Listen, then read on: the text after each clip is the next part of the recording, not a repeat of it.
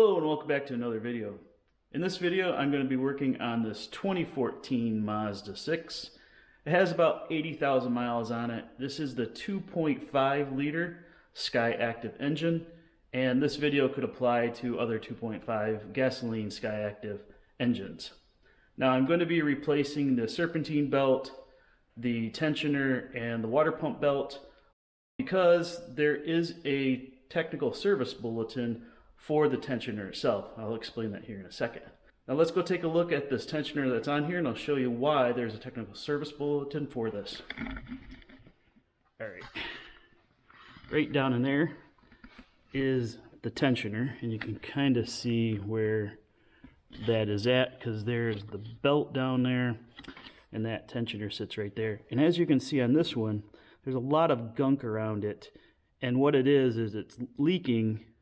And why they have the TSB there for this is because the hydraulic fluid starts to leak out, and then over time that hydraulic fluid could get on the belt, make the belt slip or cause other damage in which that tensioner no longer puts tension on the belt and the belt could fall off.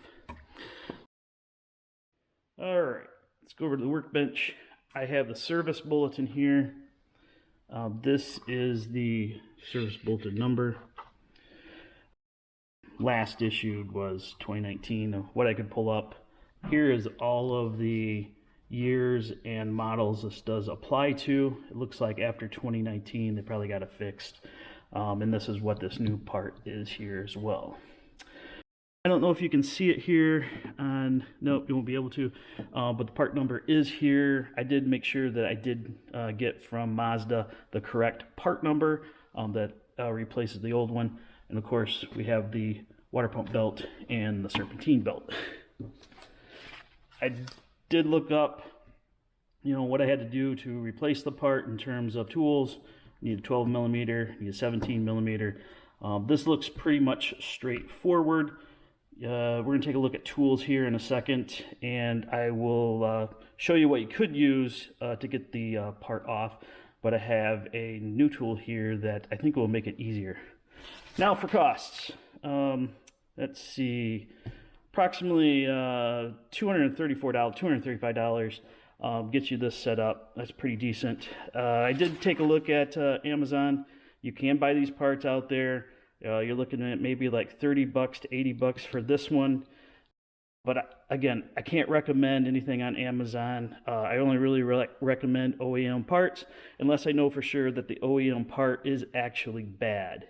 It would be the only time that I would recommend something that you could go out there and purchase a different make or different manufacturer. All right, let's take a look at some tools that we'll need. Pretty much from what I shared on the diagram, really only need the 17 and 12 millimeter box end wrench.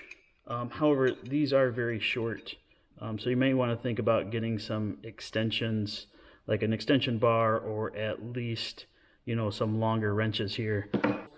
I do have the Milwaukee set. I can put a socket on there and then turn it like that. However, these sockets are over an inch. There's not an inch of space in there in order for these to work. So I tried that out. I also have the gear wrench Serpentine belt tool here, and getting this interlocked and set up, and then also I can put my socket in there.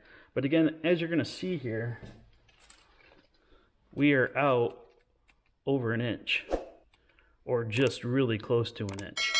Again, not a lot of space in there to get it to it with this. All right, this is what I found that I think is going to work really well. These are ratcheted long wrenches.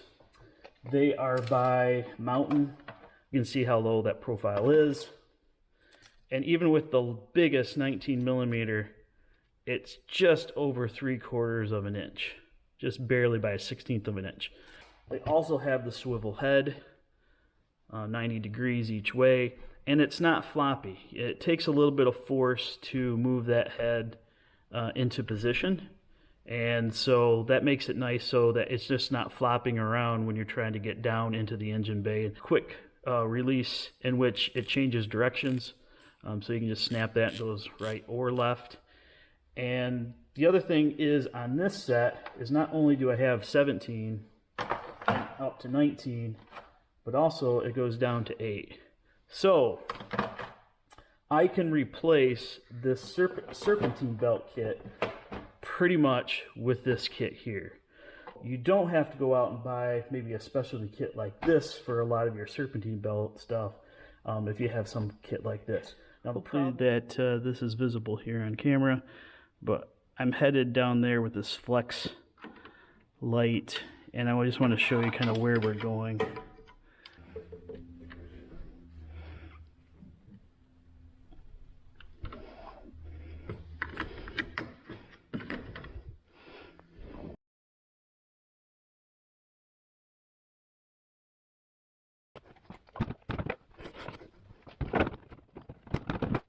Alright, let's take a look at this belt and see how bad it is.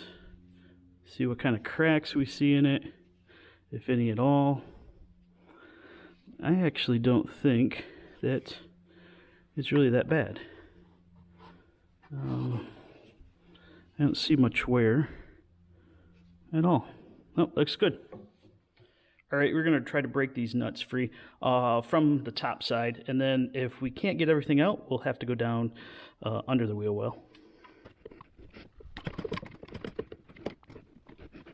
Okay, we got that one broken free. Oh, there.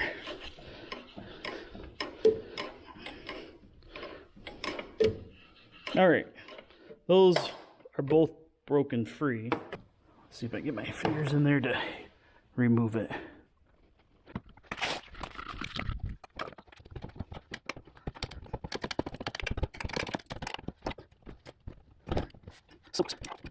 There it goes. Okay, now that's all that you can do is to pull that bolt out, push it up because it's slotted.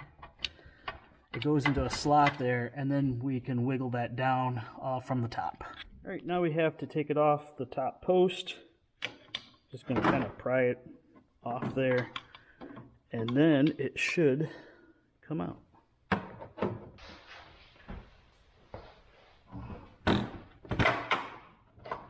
And there is the old part. And as I said, is that because there's the part of the frame is right here, that bolt can't go out.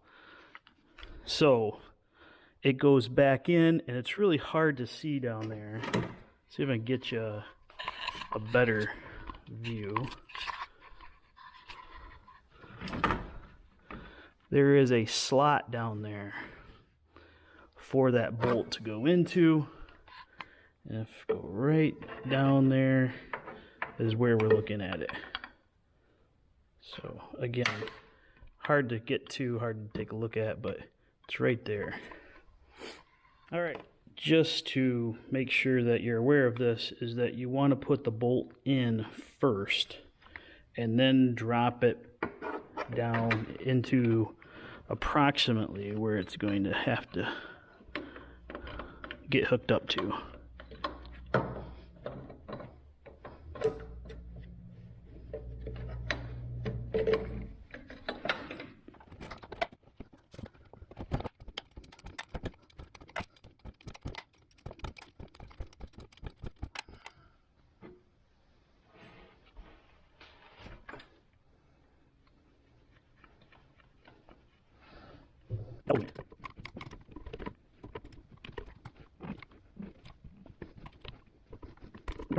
I'm now ready to take off this water pump belt, but before I do that, I'm going to go ahead and make sure that they sent me the right belt, or at least approximately the right size. Make sure it sort of matches up there, and it looks like it does. But this one is marked with the part number on it as well.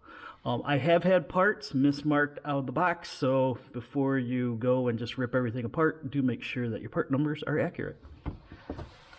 Now, in order to get this off, you would have to rotate the engine by putting on a 21 millimeter socket on here and rotating the engine around. You'd put a rag up here at the top. It would go around the upper pulley, and that would end up removing that belt. I am not going to do that. I'm going to do the easy way, since we're replacing the belt, and I'm just going to cut it off.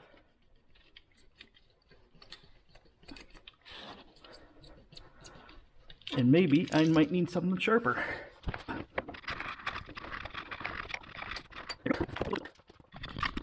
I don't see any major cracks along here. I do see some glazing on it, and it is kind of stiff. Really kind of a good time to get it. I mean, its grooves are really hard. Its belt grooves are. So looks like it's a good time to replace it anyhow.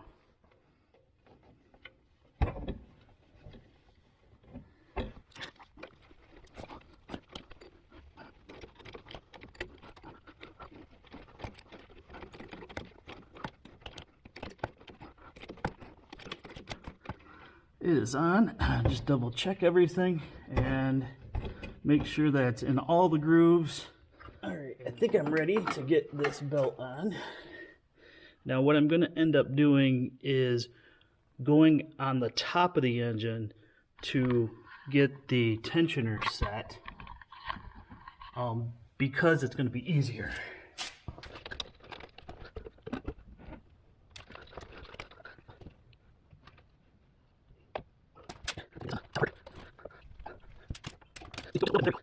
Let's just double check. It's all around the right pulleys. And what we can do is to turn the engine over just a little bit, just to make sure before we start the engine.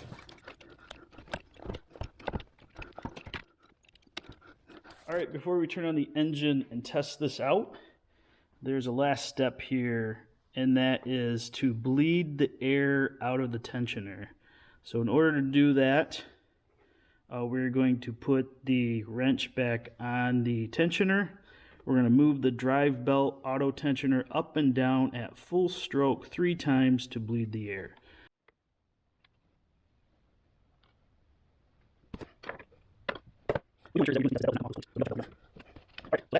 Now that everything's put back together, I'm going to go start the engine.